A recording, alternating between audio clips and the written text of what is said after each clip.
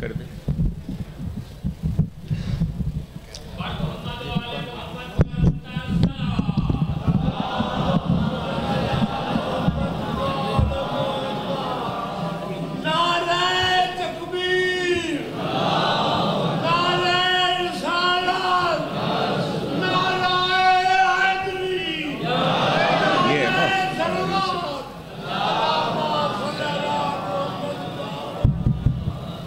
صلوات.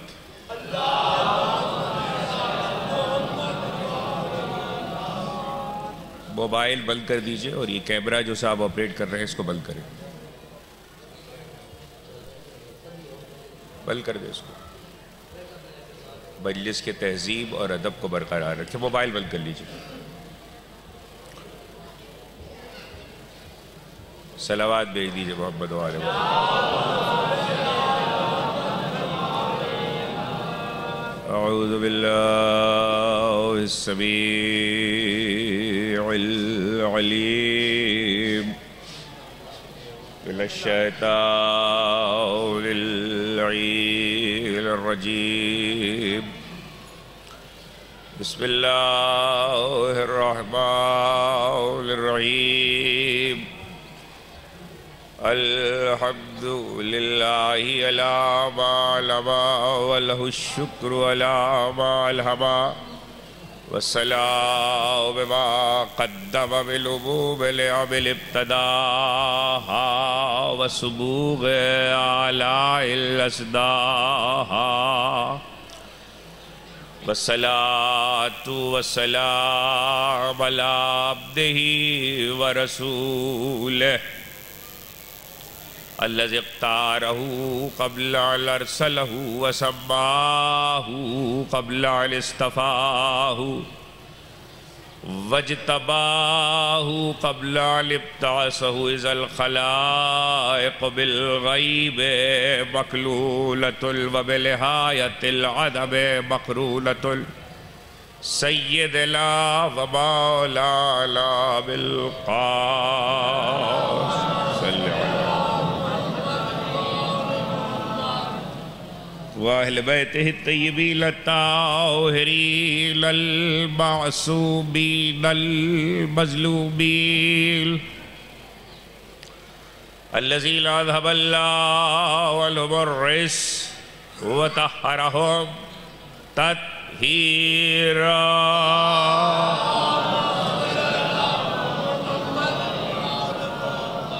سيما على نور الله الذي لا يطفى وحجة الله التي لا تخفى على عدل المشتهر والمهدي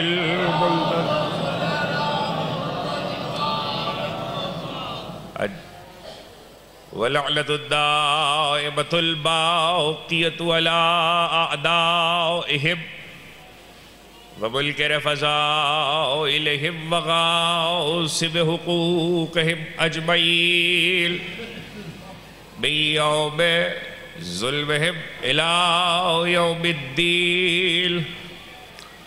أما بعد فقد قال الله سبحانه وتعالى في محكم كتابه الحكيم وجعلنا فيها جنات من نخيل وأعناب وفجرنا فيها من العيون ليأكلوا من ثمره. صلوات.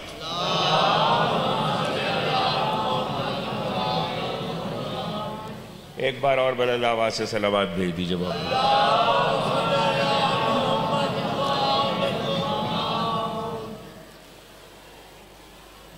میں نے اس وقت گفتگو کے لیے کتاب خدا کی جسائے وافی ہدایہ کے ایک مختصر سے ابتدائی ٹکڑے کو تلاوت کرنے کا شرف حاصل کیا ہے.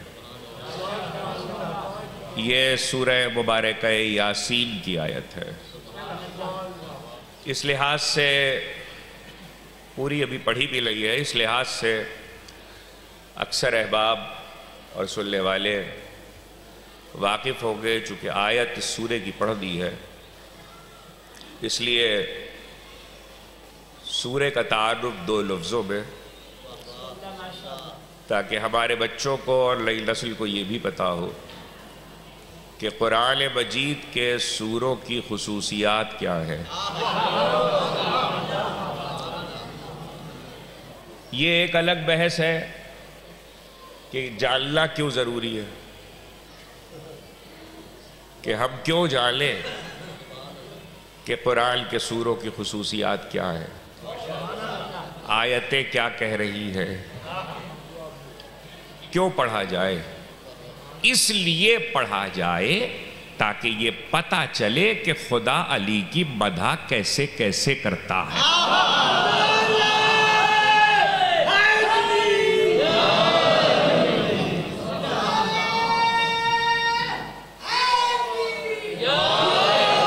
اللہ نے اپنی ابدی کتاب میں اہل بیت کی مدح کیسے کیسے کی ہے۔ دوسری بات یہ ہے کہ رسول نے، میرے بچے یاد رکھیں اس بات کو، رسول نے 2 چیزوں کو ساتھ چھوڑا تھا۔ انی تارکم فیکم الثقلین کتاب اللہ و عطرتی اہل بیتی، 2 چیزوں کو ساتھ چھوڑا تھا۔ اور 2 چیزوں کو ساتھ چھوڑنے کا مطلب یہ ہے کہ یہ کہہ کے ساتھ چھوڑا ہے، صرف ساتھ چھوڑا نہیں ہے، یہ کہہ کے ساتھ چھوڑا ہے کہ یہ کبھی جدا نہیں ہوں گے، یہ کبھی جدا نہیں ہوں گے۔ اور خصوصیت یہ ہے کہ اس لیے اپنے بچوں سے جہاں جا رہا ہوں بار بار کہہ رہا ہوں کہ قرآن کو پڑھو، غور سے پڑھو، سمجھ کے پڑھو، تاکہ پتہ چلے کہ جب آل محمد کی فضیلت اور حق پر سوال اٹھتا ہے تو قرآن کیسے جواب دیتا ہے۔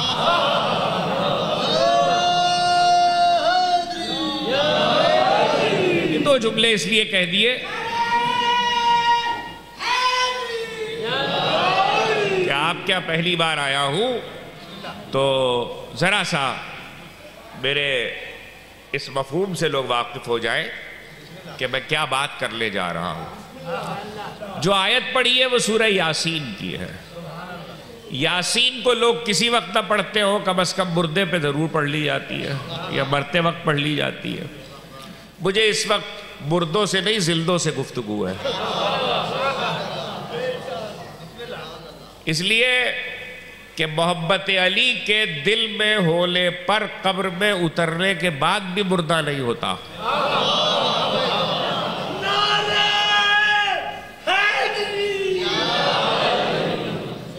سورہ یاسین قرآن مجید کے ان سوروں میں سے ہے جس کا آغاز اللہ نے اپنے محبوب کو خطاب کر کے کیا ہے، یعنی محبوب کو پکارا ہے۔ بسم اللہ الرحمن الرحیم، یاسین۔ اب مسئلہ یہ ہے کہ ہم جیسے سارے دین کو اردو میں سمجھتے ہیں، ویسے ہی ہم قرآن کو بھی اردو میں پڑھتے ہیں۔ دین کو بھی دین کی زبان میں سمجھنا چاہیے اور قرآن کو بھی قرآن کی زبان میں سمجھنا چاہیے۔ یاسین کا ترجمہ آپ جہاں بھی پڑھیں گے وہاں سین ہی لکھا ہوا ہے، لیکن آپ اکابر محدثین اور مفسرین کے حدیثوں اور تفسیروں کو دیکھیے تو آپ کو ملے گا کہ یہاں سین نام ہے، یہ جو سین ہے یہ نام ہے۔ کس کا نام ہے؟ پیغمبر نے یہ فرمایا، خود شیعہ سنی مسلک میں بین الفریقین حدیث ہے، کوئی اختلاف نہیں ہے۔ پیغمبر نے فرمایا کہ قرآن مجید میں مجھے 5 ناموں سے پکارا گیا، 5 ناموں سے پکارا گیا۔ تو جن 5 ناموں سے پکارا گیا، میں سارے نام اس وقت نہیں عرض کر رہا ہوں۔ ایک نام سین ہے، آپ جانتے ہیں سین حروف تہجی ہے، یہ حروف تہجی نہیں ہے۔ اس کا مطلب الفابیٹ یا حروف تہجی الف بے پے تے والا سین نہیں ہے، یہ کیا ہے؟ یاسین۔ جو بات کہہ رہا ہوں یہ شیعہ سنی مسلک میں متفق علیہ ہے۔ یاسین اے سید،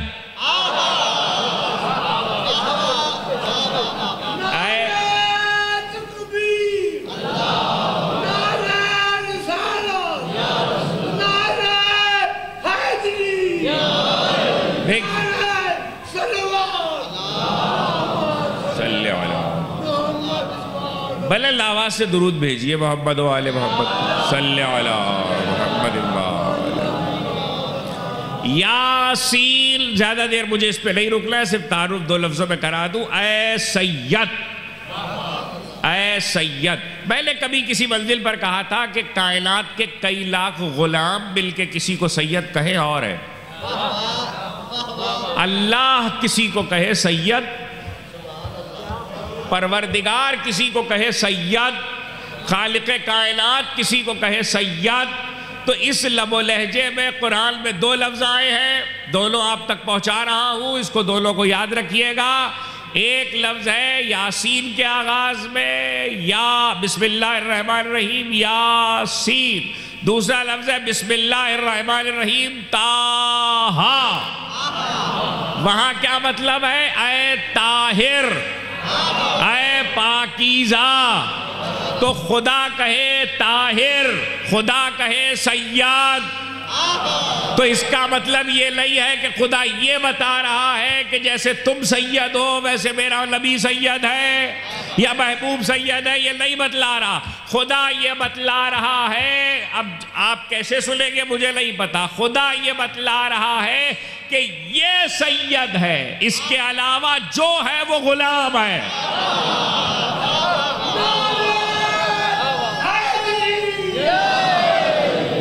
اب پوری بات سن لیجئے گا, پوری بات سن لیجئے گا, پھر نتیجہ نکالیے گا. اس کے علاوہ جو ہے وہ غلام ہے. اب ذات مصطفیٰ کے علاوہ فہرست آپ بنا لیں, کائنات میں جو ہے وہ غلام ہے, محبوب سید ہے. اور کہا طٰہٰ, اے طاہر. اس کا مطلب ہے یہ طاہر ہے. تو صرف یہ نہیں کہا کہ جیسے کوئی اور طاہر ہے یا تم وضو کر کے پاک ہو جاتے ہو ویسے یہ پاک ہے, نہیں, یہ طاہر ہے. اس کا مطلب ہے اس کے سوا سب نجس ہیں, یہ طاہر ہے. تو یاد رکھیے گا یہ ذات کا تعارف ہوا ہے, اس تعارف کو سنبھالا, یاد رکھے, اسے نہ بھولے. مگر اس میں اہم بات یہ ہے جس نے اپنے محبوب کے لیے کہا طٰہٰ, اے طاہر, اس نے آل محمد کے لیے کہا یطہرکم تطہیرا.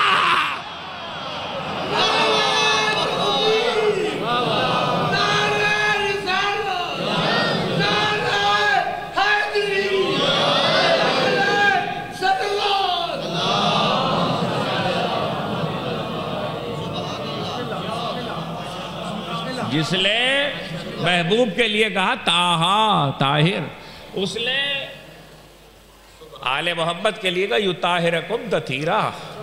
اب اگر بات پہنچ گئی تو اگلا جملہ سن لیجئے اور میں تعارف سے واپس آ جاؤں.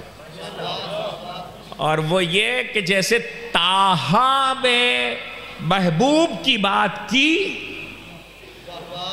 لیکن یطہرکم تطہیرا کہہ کے طاہروں کو محبوب سے جوڑ دیا اور کائنات کو الگ کر دیا. بالکل اسی طریقے سے معاملہ تھا سید.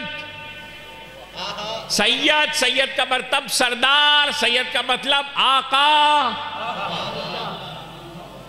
سید کا مطلب ہمارے اوپر صاحب عظمت, ہم غلام ہیں, وہ سید ہے, کائنات غلام ہے. اب جملہ یاد رکھیے گا, جسے خدائے علی و اعلیٰ نے اپنی ابدی کتاب میں قیامت تک کے لیے کہہ دیا اے سید, وہ اس کے حکم سے کہہ رہا من قلت مولا فہذا علی المولا.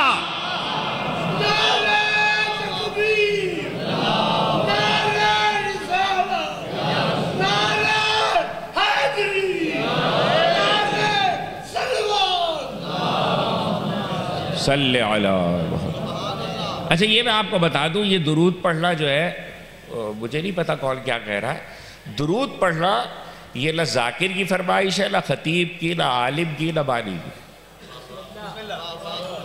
یہ پیغمبر کا فرمان ہے کہ جب مجھ پہ درود بھیجو تو بلند آواز سے بھیجا کرو. صلی علی محمد. دو لفظوں میں تعارف کی منزلیں اور ہیں. کبھی ملاقات رہی اور آپ سے اس پہ گفتگو رہی تو یاسین کے لفظ پہ بات کروں گا کہ اس میں کتنے معنی پلا ہے. اس وقت نہیں, اس وقت مجھے آیت تک واپس آنا ہے. یاسین اسی سورے کی آیت میں نے پڑھی ہے. ظاہر لفظ کے ترجمے کو اب آپ محفوظ کر لیجئے. اور جو آیت میں نے پڑھی ہے اس میں اللہ زمین کے حسن کا بیان کر رہا ہے, اور اس زمین کے حسن کو یاد رکھیے تو میں اگلی منزلوں تک آ جاؤں. زمین کے جس حسن کو خدا بیان کر رہا ہے وہ ان لفظوں میں بیان کر رہا ہے, وَجَعَلْنَا فِيهَا. دیکھیے بیان کرنے والا وہ ہے جس نے خلق کیا ہے. میری ایک بات کو یاد رکھیے گا, ایک تصویر ہے, یہ کتبہ ہے, آپ اسے دیکھ کر کہیں خوبصورت ہے, یہ آپ کہہ رہے ہیں. بنانے والا خود کہے, جس نے بنایا ہے وہ خود کہے, تو آپ کہیں گے کہ نہیں, تعریف کا تو سطح یہی ہے کہ دوسرا تعریف کرے تب تعریف ہوتی ہے. بس یہی فرق ہے بندوں کی تخلیق میں اور خدا کی تخلیق میں. خدا اپنی تخلیق کی تعریف خود کرتا ہے, پروردگار اپنی خلقت کی تعریف خود کرتا ہے. زمین پیدا کرتا ہے اس کی تعریف کرتا ہے, آسمان پیدا کرتا ہے اس کی تعریف کرتا ہے, سماوات بناتا ہے اس کی تعریف کرتا ہے, جنت بناتا ہے اس کی تعریف کرتا ہے. پورے قرآن میں جگہ جگہ ان چیزوں کی تعریف ہے, لیکن الگ سے تعریف ہے, اور تعریف کی ہے اس سجاوٹ کے ساتھ. واپس آ رہا ہوں آیت پہ, تعریف کی ہے سجاوٹ کے ساتھ. آپ اس کی تعریف کریں گے تو کیا کہیں گے, بہت خوبصورت ہے, لیکن اس کا نام خوبصورت نہیں ہے. شعبان کا مہینہ ہے, چلتے چلتے جملہ سن لیجئے, یہ خوبصورت ہے, اس کا نام خوبصورت نہیں ہے.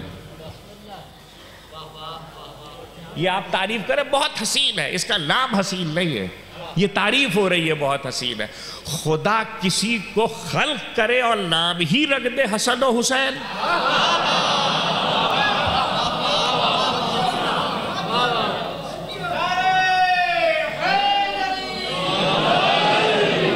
خدا کسی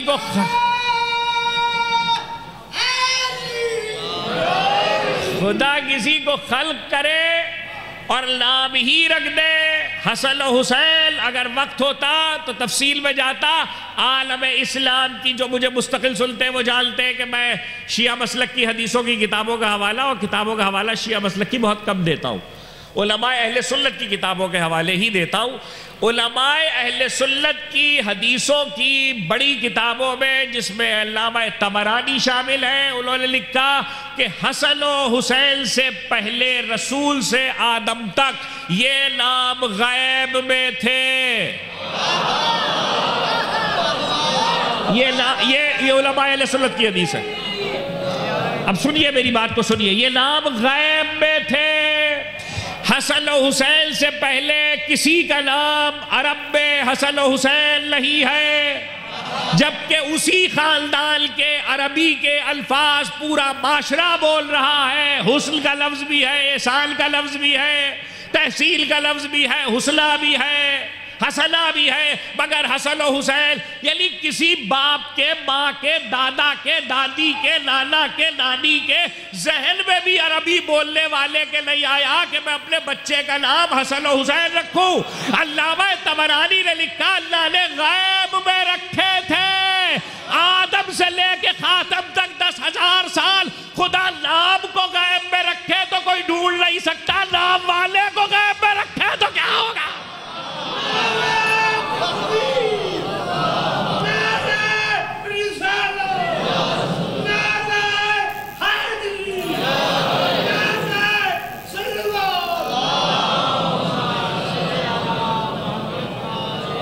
دھیرے دھیرے میرا مطلب سے قریب ہو رہا ہوں, منزل سے, میرے مطالب کو محفوظ کیجئے گا. نام غیب میں تھے, نام ہی رکھ دیا حسن و حسین. اتنے خوبصورت ہے کہ نام ہی ہے حسن و حسین. اگلا جملہ آپ کے حوالے کیسے سنیں گے, شرح کسی اور منزل پر. جائیے, جو لوگ حدیث کے طالب علم یہاں بیٹھے ہیں ان سے تصدیق کروا لیجئے گا, کتابوں کو جا کے دیکھیے. عالم اسلام میں حسن و حسین کی فضیلت میں جتنی حدیثیں رسول نے ایک ساتھ بیان کی ہے، علماء اہل سنت کی حدیث کی کتابوں میں جتنی فضیلتیں اور حسن و حسین کی تعریف ایک ساتھ بیان ہوئی ہے، ان کی اکثریت سے حدیثوں میں آخر میں ایک جملہ اور ٹکڑا ہے۔ وہ ٹکڑا سن لیجئے جسے اکثر لوگ نہ سناتے ہیں، نہ بیان کرتے ہیں، نہ اس کا ذکر ہوتا ہے۔ وہ ٹکڑا سن لیجئے جہاں بھی حسن و حسین کا ذکر ساتھ کیا، یہ دونوں میری آنکھیں ہیں، یہ دونوں جوانان جنت کے سردار ہیں، ان کے نام غیب میں ہے، جہاں جہاں، میں ساری حدیثیں اس وقت نہیں سنا سکتا، آخر میں ایک ٹکڑا ہے، وہ ٹکڑا آپ کے حوالے کر رہا ہوں، اور ساری کتابیں، میں اپنی مسلک کا حوالہ نہیں دے رہا، وہ ٹکڑا ان ساری حدیثوں میں اکثریت کے ساتھ ہے، وَأَبُوهُمَا أَفْضَلُ مِنْهُمَا، یہ بہت اعلیٰ ہے دونوں بچے، مگر ان کا باپ ان سے افضل ہے۔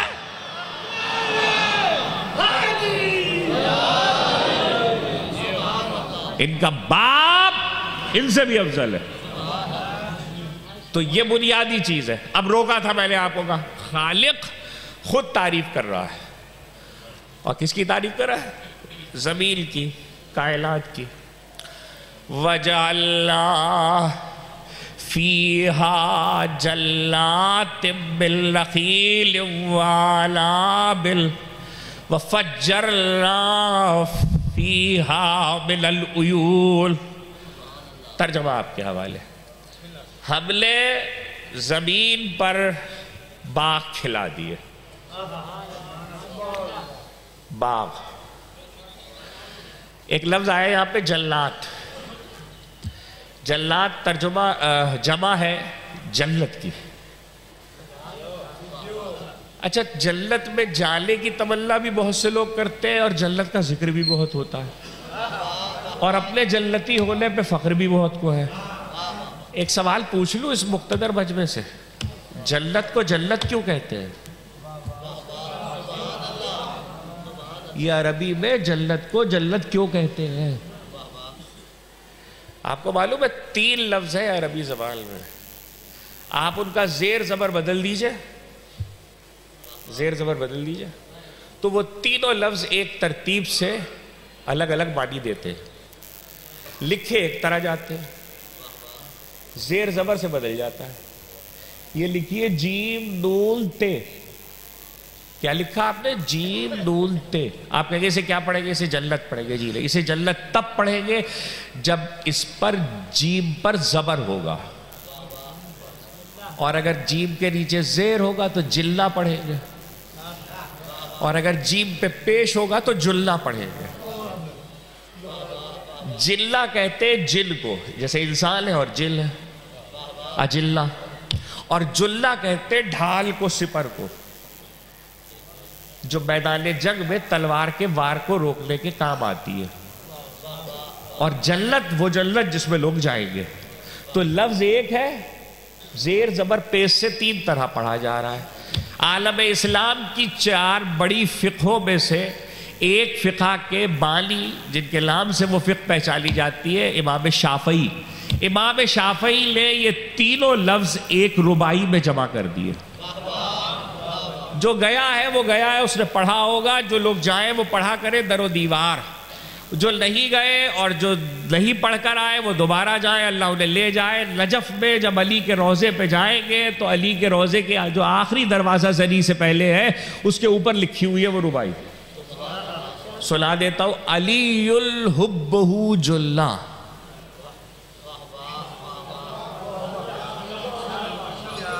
علی الحبہ جلہ، امام الانس والجلہ،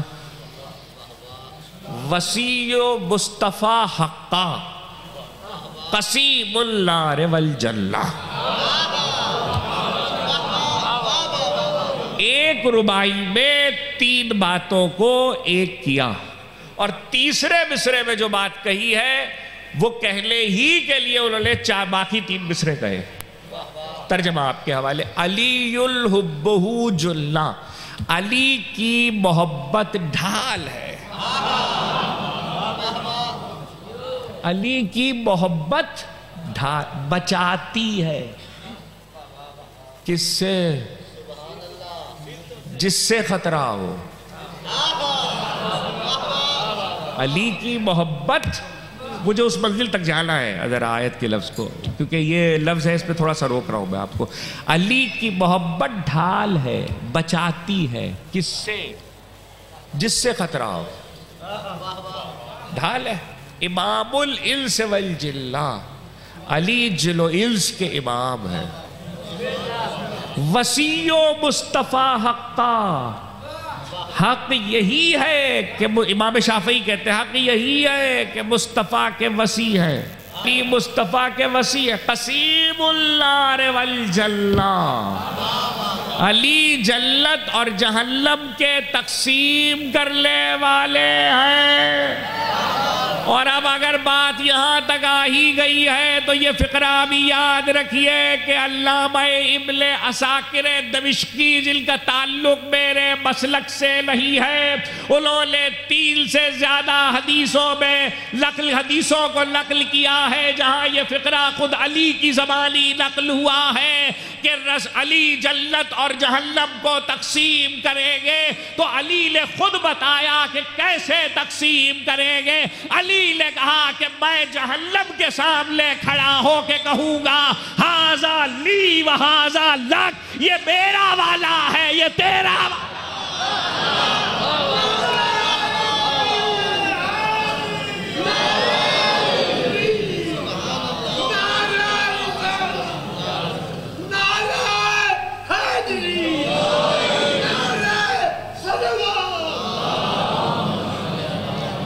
یہ میرا والا ہے، یہ علی خود کہیں گے. دیکھیے بالی مجلس جس کا علی صاحب نے مجھ سے کہا کہ تھوڑا سا سلیس گفتگو کیجئے گا. آیات میں مطالب دقیق بھی ہے، مگر میں تھوڑی سی سلیس بات اس لیے کر رہا ہوں کہ اگلی منزل تک پہنچا دوں آپ کو. تو وہ اگلی منزل سن لیجئے جن منزلوں سے گزر رہا ہوں. کہاں روکا تھا؟ جنت کے معنی کیا ہے؟ ابھی نہیں بتایا آپ کو. جنت کو جنت کیوں کہتے ہیں؟ جنت کہتے ہیں چھپی ہوئی چیز کو، چھپی ہوئی چیز کو. یہ جو بنیادی طور پہ لفظ ہے جیم نون اور گولتے یا وہ عربی کا اردو کا ہے، اس کا مطلب ہے چھپا ہوا. ڈھال کو ڈھال جنہ اس لیے کہتے ہیں وہ چھپا لیتی ہے. جن کو جن اس لیے کہتے ہیں کہ وہ نظر نہیں آتا. جنت کو جنت اس لیے کہتے ہیں کہ وہ دکھائی نہیں دیتی. تو الدیکھی چیزوں کو جنت، الدیکھی چیزیں بہت سی ہیں، ان میں سے جن بھی ہے، ان میں ایک جنت بھی ہے. تو جنت وہ باغ ہے جو الدیکھا ہے، کسی نے دیکھا نہیں. لیکن کیا صرف جنت الدیکھی ہے؟ آج یہ سوال ہے کہ الدیکھے پر جو چیز آنکھوں نے نہیں دیکھی اس پر ایمان لانا ہے کہ نہیں لانا؟ لایا جائے کہ نہیں لایا جائے؟ چلے میں شرح نہیں کر سکتا اس وقت، صرف گلواتا ہوں آپ کو. صبح ازل، اب گلتے جائیے گا میرے ساتھ. صبح ازل میثاق الستو نغمہ کل معراج نبی. آج ہم سے بھی شعر سن لیجئے آپ. صبح ازل اردو زبان کے ایک شاعر کا شعر ہے. صبح ازل، صبح ازل کسی نے دیکھی ہے؟ میثاق الست کسی نے دیکھا ہے؟ نغمہ کل کسی نے دیکھا ہے؟ معراج نبی کسی نے دیکھی ہے؟ اب اس کے بعد جو چیز شعر میں آ رہی ہے اگلے شعر میں، وہ بھی کسی نے نہیں دیکھا. صبح ازل میثاق الستو نغمہ کل معراج نبی، غیبت خالق غیبت مہدی، ہر شے کا اقرار کرو. صبح ازل میثاق الستو نغمہ کل معراج نبی، غیبت خالق. اب دوسرے شعر میں کیا کیا دیکھا ہے آپ کے حوالے. صبح ازل میثاق الستو نغمہ کل معراج نبی، غیبت خالق غیبت مہدی، ہر شے کا اقرار کرو ورنہ جنت دوزخ طوبہ کوثر حور اور ملک جتنی چیزیں اندیکھی ہیں ان سب کا انکار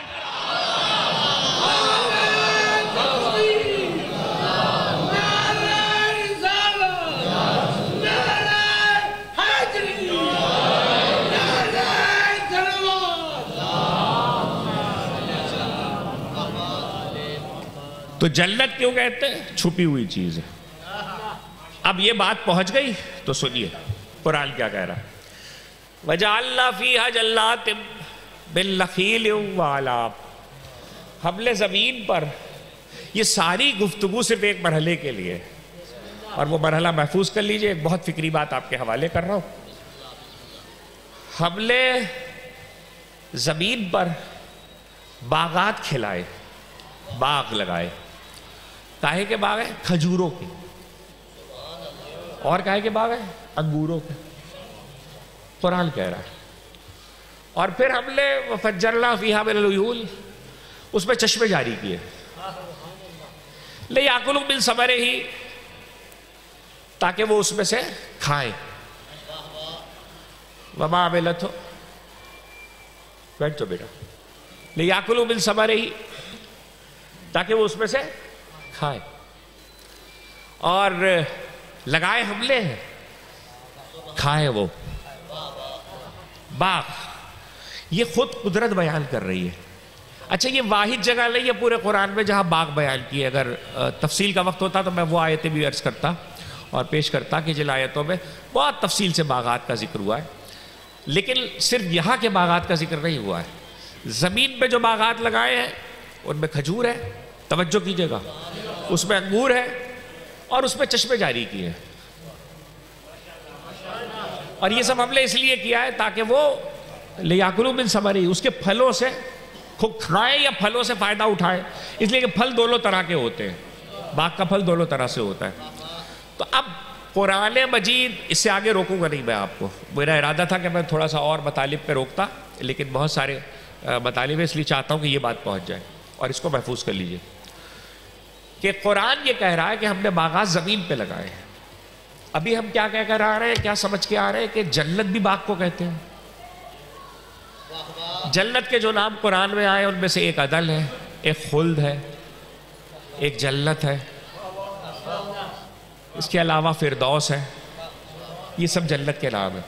لیکن آپ جنت کا جتنا سورہ واقعہ، سورہ دہر، سورہ نور، سورہ آراف، آپ جتنا بیان دیکھتے چلے جائیں گے وہاں بھی یہی ذکر ہے کہ جنت میں کیا ہے؟ باغات ہے، شاخیں لدی ہوئی ہیں، پھل والی شاخیں ہیں، پھل والے درخت ہیں.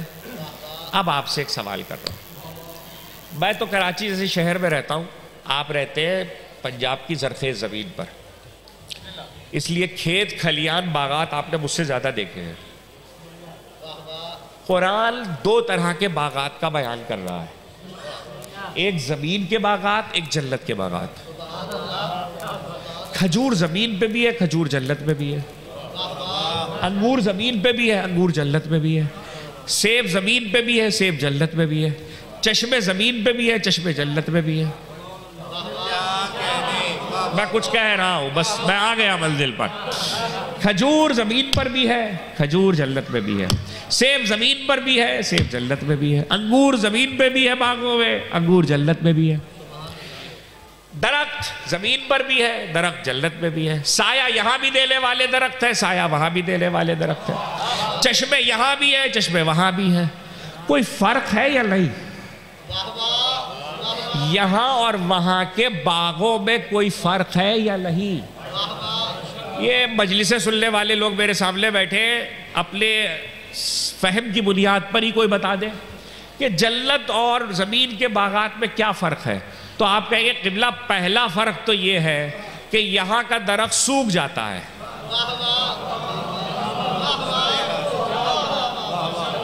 یہاں کے درخت سوکھ جاتے ہیں، جنت کے درخت سوکھنے کے نہیں. یہاں کے درختوں کی زندگی ہے، جنت کے درختوں کی حیات ابدی ہے.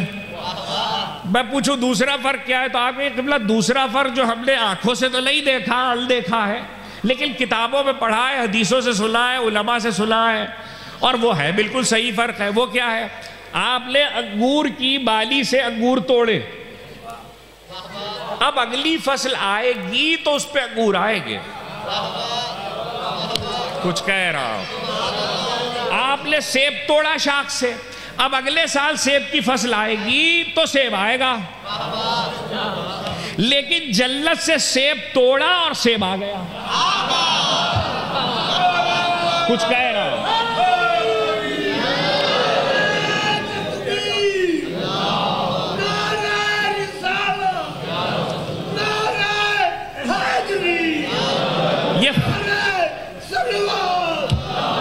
یہ فرق یاد رکھیے گا. میں منزل سے قریب ہو رہا ہوں, میں نے اسی کے لیے گفتگو چھیڑی ہے. یہ فرق یاد رکھیے گا. کبھی کبھی قرآن بعض اوقات ایسی باتیں بیان کرتا ہے جس سے ہم تیز گزر جاتے ہیں, سرسری گزر جاتے ہیں, لیکن ہمیں سرسری نہیں گزرنا چاہیے, اس پہ غور کرنا چاہیے کہ قرآن نے کیا ہے, کیا کہا ہے. ہمارے باغ کا ہم نے انگور توڑا, اب اگلی فصل آئے گی تو انگور آئیں گے, سارے توڑ لیے. جنت کی کوالٹی اور خصوصیت یہ بیان ہوئی ہے کہ انگور توڑے گئے فوراً آ گئے, سیب توڑا گیا فوراً آ گئے. یہ دوسرا فرق ہو گیا. اب تیسرا فرق بھی سن لیجئے. جنت میں چشمے, جنت میں چشمے. جملہ کہنے کی اجازت ہے پنجاب کی شاداب زمینوں پہ رہنے والوں سے. آپ نہ سمجھے تو کون سمجھے گا. راوی کو خشک ہوتا تو آنکھوں سے دیکھا ہے, راوی کو سوکھتا تو آنکھوں سے دیکھا ہے. کوثر بھی کبھی سوکھے گا.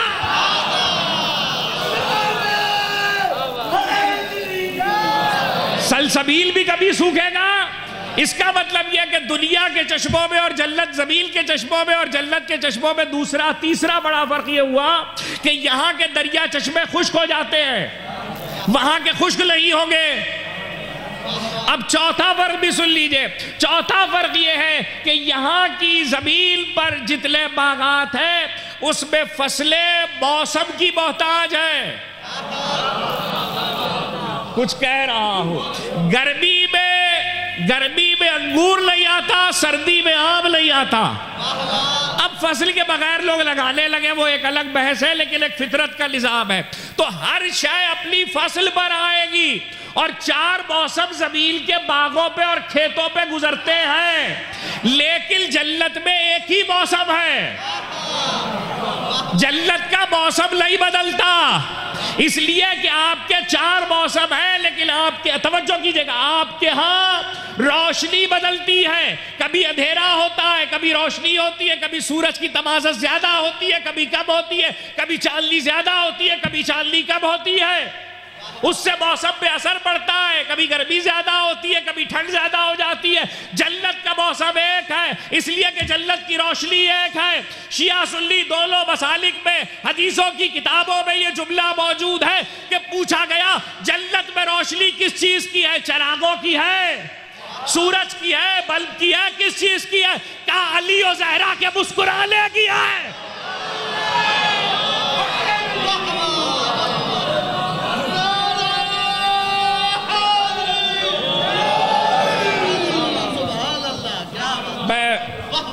بہت دیر روکا میں نے آپ کو, لیکن میں منزل سے قریب ہو رہا ہوں. یہ مقدمہ پہنچ جائے, یہ بنیادی طور پر تو عشرے کا عنوان ہے, لیکن اس وقت چونکہ بات آ گئی تو میں نے چاہا کہ میں آپ کو پہنچا دوں اور اسے محفوظ کر لیجئے. 4 فرق بتائے ہیں جنت کے. دوسری بات یہ ہے کہ یہ جو آپ نے انگور توڑا اور دوسرا آ گیا, اس سے کیا ثابت ہوا؟ اس سے یہ ثابت ہوا کہ جنت میں کسی شے میں کمی واقع نہیں ہوتی. آپ کی دنیا میں کمی واقع ہوتی ہے. اب 5واں سوال, آپ کی دنیا میں جو کمی واقع ہوتی ہے اسے پورا کرنے کے لیے ایک مدت چاہیے. جنت میں جو کمی واقع ہو رہی ہے اسے پورا کرنے کے لیے مدت نہیں چاہیے. جو کام مدت سے ہوتا ہے اسے تدریج کہتے ہیں, جو بغیر مدت کے ہوتا ہے اسے تکوین کہتے ہیں. یہی فرق ہے تدریج میں اور تکوین میں. وقت نہیں ہے, لفظ آپ کے حوالے کر دیا. اسی لیے قیامت تک ولایت تدریج سے نہیں تکوین سے جڑی ہوئی ہے.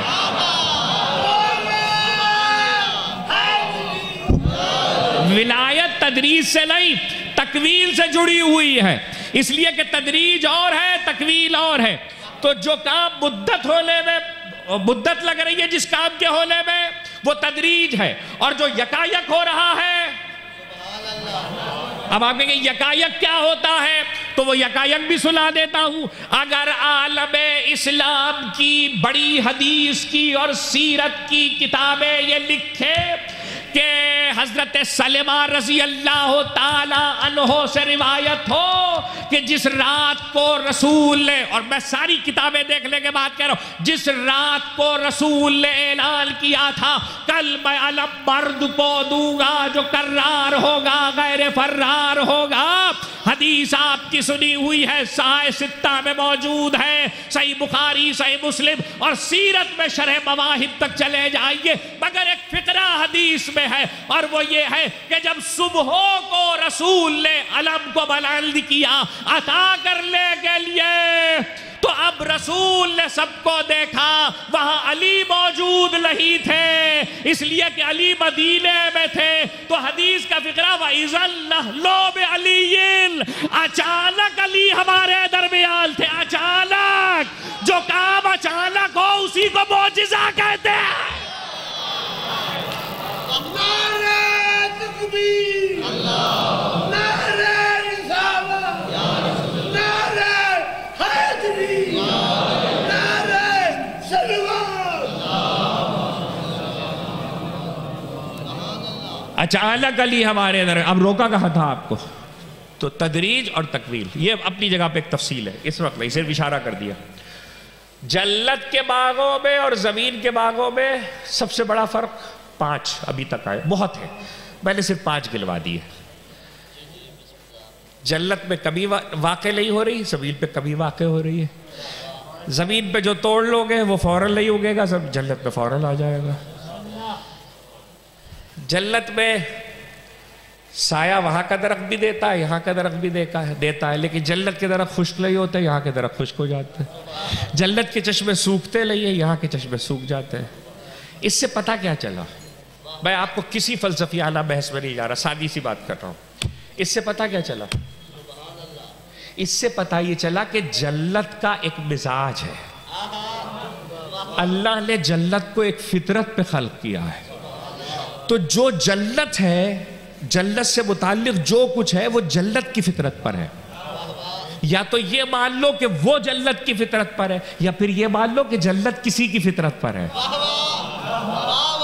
میں تقریر ختم کر رہا ہوں، یا یہ مان لو کہ جنت کسی کی فطرت پر ہے۔ سوال یہ ہے کہ زمین پہ کبھی بھی واقع ہو رہی ہے، زمین پہ درخت سوکھ بھی رہے ہیں، زمین پہ رات چشمے خشک بھی ہو رہے ہیں، زمین پہ جو باغ ہیں ان کے پھل توڑ لیے جائیں تو دوبارہ فصل کی محتاجی ہے، زمین پر جو فصل ہے اس کے لیے موسم کی محتاجی ہے، جنت میں کوئی محتاجی نہیں ہے۔ اس سے قرآن نے جنت اور زمین کا فرق اپنی کتاب میں اللہ نے رکھ کر قیامت تک کے لیے بتلا دیا کہ جنت کی فطرت کا نظام کچھ اور ہے، زمین کا نظام کچھ اور ہے۔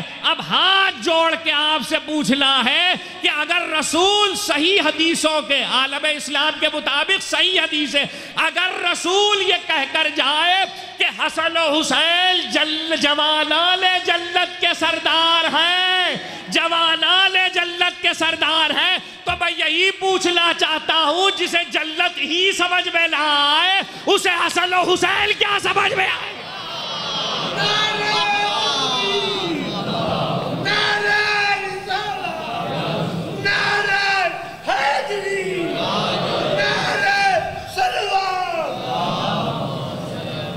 جسے جنت ہی سمجھ میں نہیں آ رہی اسے حسن و حسین کیا سمجھ میں آئے گے؟ اب دوسرا جملہ بھی سن لیجئے، اسے بھی محفوظ کر لیجئے، اور یہ یاد رکھیے گا کسی منزل پہ دلیل پہ کام آئے گا کہ جنت کا، میں آپ سے کیسے عرض کروں، یہ حدیث علماء اہل سنت کیا بھی ہے، علماء شیعہ کیا بھی ہے۔ جنت نے کہا، تقریر ختم ہو رہی ہے، جنت نے کہا خدا واللہ تو نے مجھے مسکینوں کا گھر قرار دیا، تو نے مجھے مسکینوں کا گھر قرار دیا، تو پلٹ کے خدا نے کہا میں نے تجھے حسن و حسین سے زینت دی ہے، میں نے تجھے حسن و حسین سے زینت دی ہے۔ تو حدیث میں جملہ یہ کہ جنت نے ایسے لاز کیا کہ جیسے دلہن لاز کرتی ہے، جلت نے ایسے لاس کی، حسن و حسین سے زینت دی ہے۔ اس کا مطلب یہ ہے کہ جو جوانان جلت کے سردار ہے، جو سردار جلت ہے، جس کو جلت ہی سمجھ میں نہیں آ رہی، اسے جلت کے سرداروں کا کمال کیا سمجھ میں آئے گا۔ جلت اور زمین میں بڑا فرق یہ ہے کہ یہ فانی ہے، وہ ابدی ہے۔ اب آپ سے پوچھ رہا ہوں، اگر رسول کہے یا علی تم تقسیم کرنے والے ہو، تم تقسیم کرنے والے ہو، تو جو آپ کو تقسیم کر کے ابدی چیز دے رہا ہے، اس کے لیے کوئی یہ بحث کرے کہ وہ رہے گا کہ نہیں رہے گا، کہاں ہے کدھر نہیں ہے، پہلے جلت کو سمجھ لو۔ جیسے اسی لیے لفظ وہاں جوانان رکھا اور یہاں علی کے ہاتھ میں اختیار رکھا کہ بتا دیا کہ جلت اور جہنم کے تقسیم کرنے والے ہیں، اور جلت کے اختیارات میں کل 3 ہی رشتے ملیں گے، چوتھا کوئی رشتہ نہیں ملے گا۔ ایک رشتہ ہے حسن و حسین جوانان جلت کے سردار ہیں، دوسرا رشتہ ہے علی تقسیم کرنے والے ہیں، تیسرا رشتہ ہے فاطمہ خاتون جلت ہے۔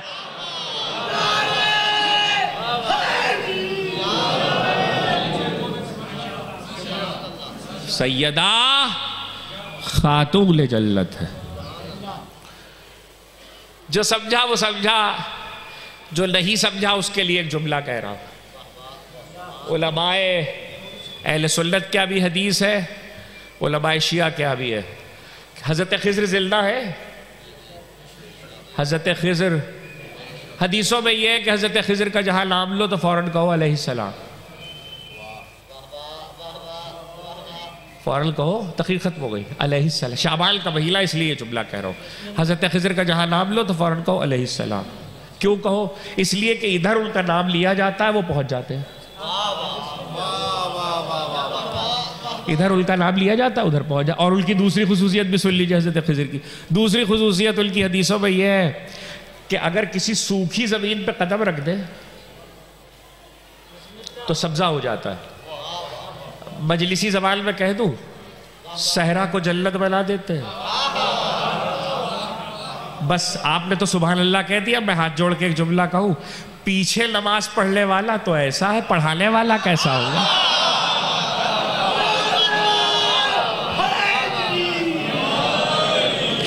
اب بات پہنچ گئی تو آخری جملہ سن لیجئے۔ میں بہت دور جا کے آپ سے بات کی ہے اور بہت قریب آ گیا ہوں، تقریر تمام ہو گئی۔ پیچھے نماز پڑھنے والا تو ایسا ہے، پڑھانے والا کیسا ہوگا؟ تو اب ہاتھ جوڑ کے پوچھ رہا ہوں، اگر پیچھے پڑھنے والا سمجھ میں آ جائے تو پڑھانے والا سمجھ میں آ جائے، اور اگر پڑھانے والا سمجھ میں آ جائے تو پھر میں پوچھوں، ارے 11واں بیٹا ایسا ہے، دادا علی کیسا ہوگا؟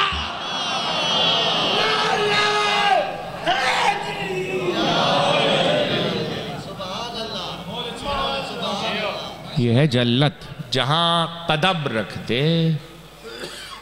اسی لیے کبھی موقع ہوا تو سورہ زمر کی آیتوں کی تفصیل پہ گفتگو ہو سکتی ہے۔ وَسِيقَ الَّذِينَ اتَّقَوْا رَبَّهُمْ إِلَى الْجَنَّةِ زُمَرًا۔ کاش کہ لوگ ان آیات پر غور کریں۔ اب اتنی گفتگو کی ہے تو حق ہے کہنے کا۔ آپ نے اگر کسی بچے نے گلہ چرایا نہیں ہوگا تو گلہ چراتے دیکھا ہوگا۔ گلہ چرانا اردو میں کہتے ہیں بھیڑ بکریوں کو، گوسفند کو لے کے جانا، ان کے باندھنے کی جگہ سے کھلیان میں اور کھلیان سے باندھنے کی جگہ پہ لے کے جانا۔ لیکن اکثر دیکھا ہوگا کہ جب انہیں لے کے جاتا ہے تو بکریاں یا گوسفند کسی اور سمت بھاگ رہے ہوتے ہیں، کسی اور سمت بھاگ رہے ہوتے ہیں۔ تو جو گلہ بال ہوتا ہے وہ ان کو ہکا کے لاتا ہے، اس کے لیے اردو میں لفظ استعمال ہوتا ہے ہکانا، ہکا کے واپس گلے میں لے کر آتا ہے۔ وہ کہیں اور جا رہا ہوتا ہے، گوسفند کہیں اور جا رہا ہوتا ہے، گلہبان اسے لے کر آتا ہے. قرآن کی آیت ہے سورہ زمر، قرآن کی لغت لکھنے والوں نے ترجمہ یہ لکھا، جا کے پڑھ لینا. میں شرح تفسیر اس وقت نہیں سنا رہا، میں نے تو گفتگو کی تھی اس لیے آیت پڑھ دی. وَسِیقَ الَّذِینَ اتَّقَوْا رَبَّهُمْ إِلَى الْجَنَّةِ زُمَرًا. میدان حشر میں متقین کو اللہ جنت کی طرف ہٹائے گا. تقریر ختم ہو گئی. متقین کو اللہ جنت کی طرف لے جائے گا نہیں. وسیقہ الذین ہٹائے گا. وسیقہ کے لفظ نے بتایا کہ خدا ہٹا کے جنت کی طرف لے جا رہا ہے، اور وہ کہیں اور جانا چاہتے ہیں. تو ذرا متقین سے پوچھو تو جنت کے راستے میں کون سی جگہ پڑتی ہے جدھر جا رہے ہو؟ صلوات بھیجے محمد و آل محمد پر. اسی لیے میں نے ہمیشہ کہا ہے کہ مومن کی تمنا جنت نہیں ہونا چاہیے، مومن کی آرزو جنت نہیں ہونا چاہیے. سید الشہداء نے چراغ گل کر کے کہا، امام حسین نے چراغ گل کیا جب شب عاشور تو 4 جملے کہے تھے، سب شرح کے لائق ہیں، میں سب اس وقت نہیں سنا رہا. ان 4 جملوں میں ایک فقرہ یہ تھا کہ اگر تمہیں یہ فکر ہے، یہ خیال ہے کہ حشر میں جنت میں، یہ کہا تھا نا جاؤ چلے جاؤ، جنت میں کیسے جاؤ گے؟ تو امام حسین نے کہا میں ضمانت لیتا ہوں تمہارے لیے، میں جنت کی ضمانت لیتا ہوں. اس پہ میرے بچے ہمیشہ غور کیا کریں زندگی کے ہر لمحے میں کہ حسین ابن علی 72 سے جنت کی ضمانت لے چکے تھے، یا دے چکے تھے، یوں کہہ لیجیے 72 کو جنت کی ضمانت دے چکے تھے. مگر 72 اور اس بنیاد پر کہ تم جاؤ، چھوڑ جاؤ مجھے، جنت مل جائے گی تمہیں، تو جنت لے لیتے، حسین کو چھوڑ دیتے. تقریر ختم ہو گئی. 72 نے زمانے کو سکھا دیا اگر تمہارے سامنے 2 میں سے ایک چیز انتخاب میں رکھی ہو کہ جنت لینا ہے یا امام، جنت چاہیے یا حسین، جنت چاہیے یا علی، تو 72 نے کہا کہ نہیں، ہم تو حسین کا ساتھ دیں گے، ہم تو حسین کا ساتھ دیں گے. کوئی نہیں گیا، کوئی نہیں گیا. ہاں اتنا ضرور ہوا کہ جب بہن نے، بہت دیر نہیں روکوں گا لیکن کچھ جملے سن لیجئے، جب بہن نے بھائی سے یہ کہا کہ بھیا کیا آپ نے اپنے لاثروں کو آزما لیا ہے؟ میں نے بابا کا دور بھی دیکھا، میں نے لالا کا دور بھی دیکھا، میں نے بھائی حسن کا دور بھی دیکھا، کیا آپ نے اپنے لاثروں کو آزما لیا ہے؟ تو ایک مرتبہ جس وقت بہن بھائی سے خیمے میں یہ گفتگو کر رہی تھی تو پشت خیمہ سے حبیب ابن مظاہر گزر رہے تھے.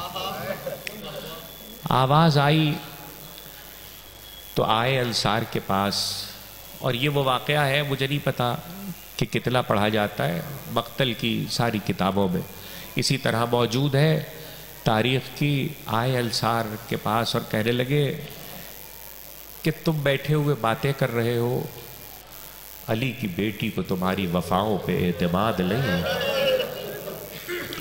خدا آپ کی آوازوں پہ رحمت نازل کرے، خدا آپ کی آنکھوں پہ رحمت نازل کرے. سیدہ کو جیسے آپ کے آنسو پسند ہیں، ایسی گریے کی بلند آوازیں بھی پسند ہیں. آپ کا کوئی امام ایسا نہیں ہے جس نے یہ نہ کہا ہو جب ہماری مصیبت پہ رونا تو چیخ مار کے رونا، ایسے رونا جیسے بوڑھی ماں جوان بیٹے کے لاشے پہ روتی ہے. اور میں جب بھی جہاں بھی گیا ہوں اور جہاں بھی جاتا ہوں مجلس میں، اور کہتا رہوں گا، کہتا رہا ہوں کہ چیخ مار کر رونے کا مطالبہ اور فرمائش عالم ذاکر خطیب بانی کی نہیں ہے، تمہارے اماموں کا مطالبہ ہے. چیخ مار کر رویا کرو، اور اس کے 2 سبب ہیں، 2 وجہ ہیں، وہ دونوں وجہ سن لیجئے. آپ کیا پہلی بار آیا ہوں؟ دونوں وجہ سن لیجئے. پہلی وجہ یہ ہے کہ ایک جملہ حسین نے کہا تھا، یہ پہلی وجہ ہے. ایک جملہ سجاد نے کہا تھا، یہ دوسری وجہ ہے۔ جو جملہ حسین نے کہا تھا وہ یہ تھا کہ مجھے رلا رلا کے مارا گیا۔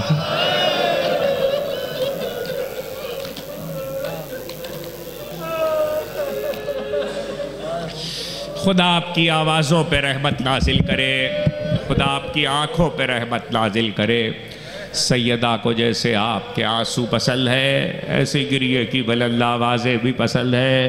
تاریخ کی ایک حقیقت آپ کو بتلانا چاہتا ہوں، وہ سن لیجئے اور مجھے اجازت دیجئے کہ ایک حسین کا جملہ، حسین نے کہا مجھے رلا رلا کے مارا گیا، اور دوسرا جملہ سجاد کا ہے۔ سجاد نے کہا جب عاشور کے بعد ہم اسیروں کو رسیوں میں اور زنجیروں میں پابند سلاسل لے جایا گیا، تو اگر کوئی ہم میں سے اگر کوئی سسکیوں سے بھی روتا تھا، گھٹ گھٹ کے بھی روتا تھا، تو اس کے سر پہ تازیہ لا مارا جاتا تھا۔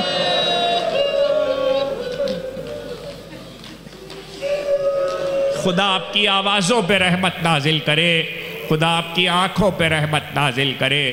سیدہ کو جیسے آپ کے آنسو پسند ہے، ایسی گریے کی بلند آوازیں بھی پسند ہے۔ ایک مرتبہ بہن کے جملے کو جب انصار تک جملہ پہنچا، کالی کی بیٹی کو تمہاری وفاؤں پر اعتماد نہیں ہے۔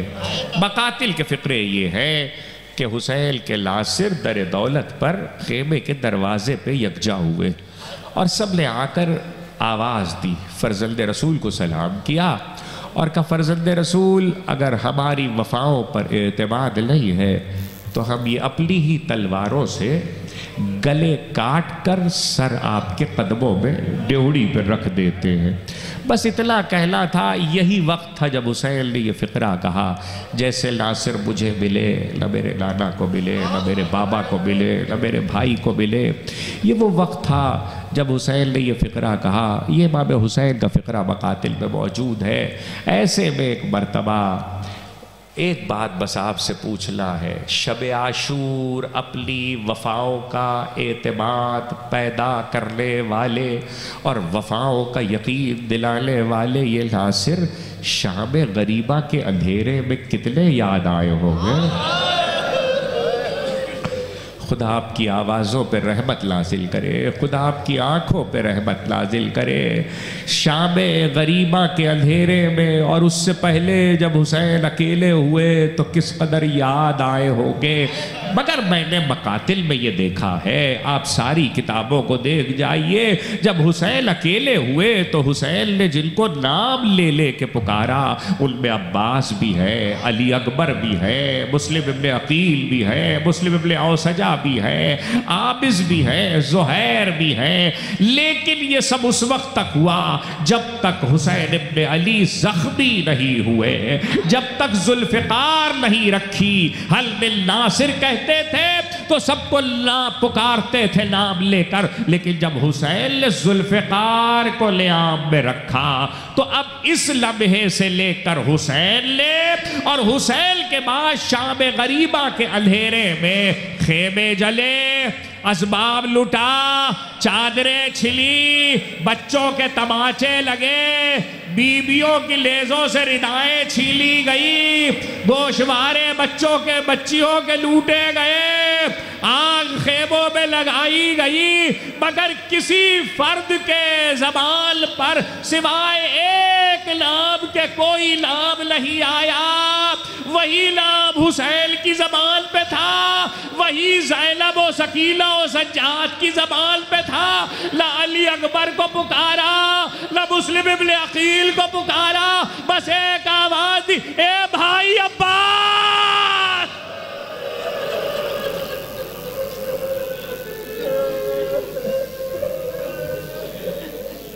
خدا آپ کی آوازوں پہ رحمت نازل کرے، خدا آپ کی آنکھوں پہ رحمت نازل کرے۔ ہو گئی مجلس، دو جملے سن لو، تقریر ہو گئی، مجلس جاری رہے گی، دو جملے سن لو۔ اور وہ یہ صرف ایک کو پکارا، کسے؟ اے بھائی عباس اخی ابا الفاضل۔ نہیں، یہی نہیں، جو لوگ گئے ہیں انہیں معلوم ہے۔ کوفہ کربلا سے 75 اور 80 کلومیٹر اور نجف سے 5 کلومیٹر کے فاصلے پر ہے۔ خدا کسی پہ وہ وقت نہ لائے جو علی کی بیٹیوں پہ آیا، خدا کسی پہ وہ وقت نہ لائے جو علی کی بیٹیوں پہ آیا۔ آپ کو پتہ ہے، آپ تو لفظ مقتل میں اور تقریروں میں اور ذاکری میں سنتے کہ دارالامارہ، کوفے کے دارالامارہ کے سامنے علی کی بیٹیاں اسیر کر کے لائی گئی۔ دارالامارہ کا مطلب بھی سمجھے، ارے علی کا گھر وہی ہے۔ خدا کسی پہ یہ وقت نہ لائے کہ جس گھر میں شہزادی کی حیثیت سے رہی ہو، اسی گھر کے دروازے سے 10 قدم کے فاصلے پر علی کی بیٹیاں رسل بستہ لائے۔ خدا آپ کی آوازوں پہ رحمت نازل کرے، خدا آپ کی آنکھوں پہ رحمت نازل کرے۔ آخری فقرہ سن لیجئے۔ میں نے بہت کتابیں کھنگا لی، بہت مقاتل دیکھے، بہت روایتیں تلاش کی کہ مجھے کہیں یہ مل جائے 5 کلومیٹر کے فاصلے پر نجف ہے۔ کوفے میں جب علی کی بیٹیاں لائی گئی ہیں اور جب تعزیانے مارے جاتے ہیں، جب تمسخر اڑایا جاتا ہے، جب صدقے کی کھجوریں اور اخروٹ پھینکے جاتے ہیں، تو میں نے کیسی کتاب میں نہیں دیکھا، ڈھونڈنے کی بہت کوشش کی کہ کہیں مل جائے کہ زینب نے نجف کا رخ کیا ہو اور آواز دی ہو، بابا علی آؤ بیٹیاں اسیر ہو کے آئی، علی آواز دی، بھائی عباس۔